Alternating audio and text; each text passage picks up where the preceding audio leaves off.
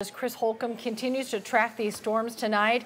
Wow, that lightning's powerful. You can see by the damage to that home. Yeah, we have numerous reports of that too. Paulding County Emergency Manager, I'm just checking with our National Weather Service chat right here in our Storm Center. Additional lightning strikes with storms earlier this afternoon in that area. We have numerous reports of trees down, power outages as well. The good news is the worst of it is over. It has pushed down to the south and east. We still are going to have a few lingering showers around though for the rest of the nighttime hours. It'll be kind of off and on with us. So let me show you what we're watching right now. You can see how those storms rolled through the city earlier. Plenty of lightning. We had hail with these, damaging winds in some spots. That's why we have some of those reports of the trees down and power outages. You can see here now, we have new information that was just in here from the National Weather Service. Remember, I was telling you how Putnam County was still in this warning. They have just taken Putnam County out of the warning. It's now down toward Baldwin County, Hancock County, and also parts of Jones County too. That's outside of our viewing area. So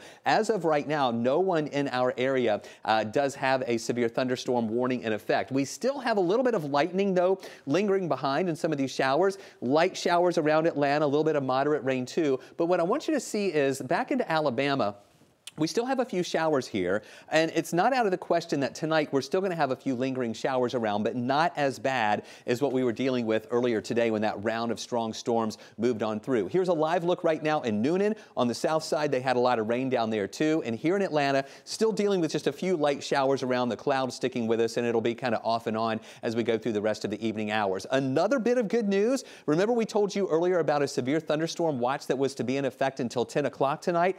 Well, they've been taking counties out of that watch, and we told you at the top of the hour, now Metro Atlanta is no longer in the severe thunderstorm watch. They have taken much of our area out of this. Now I want you to know Putnam County, Greene County, you're still in it. Also down into Pike, Lamar County, Meriwether, and Troup County, you are still in the severe thunderstorm watch, but I really think that they'll take those counties out pretty soon as well. So here's what's left of that rain as it moves out. Now at 8:30 tonight, we're going to have some breaks in the action for the Braves game tonight. I do think that they will begin to play and hopefully get the whole game in. We'll be watching though for another round of potential showers coming in, not as bad as what we had, but I don't think we're going to be rain free tonight. We're going to have some dry times, but also still a chance for a few showers that will move through. In the morning, those rain chances will mainly be down to the south, and tomorrow's chances, they don't go away, but they will be lower. So here's what we're watching tonight. Again, that potential 10 o'clock tonight, still a few spotty showers around the area, and then in the morning, some scattered showers on the south side. This is at lunchtime tomorrow. We're going to have some breaks in the clouds to give us some sunshine, but once we get into the afternoon hours, we'll have about a 30% chance for some of those scattered showers to move through.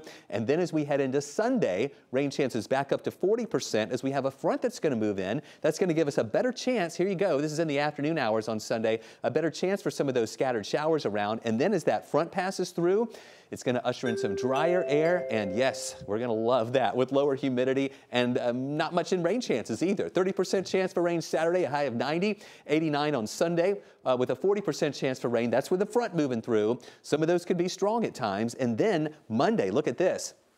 85 for a high. We're not seeing any rain chances here for Monday through Thursday. We do go back to a 20% chance by the end of the week. So finally, drier air. When I say that, I'm meaning lower rain chances or no rain chances and that lower humidity with temperatures in the mornings down into the 60s. Not bad.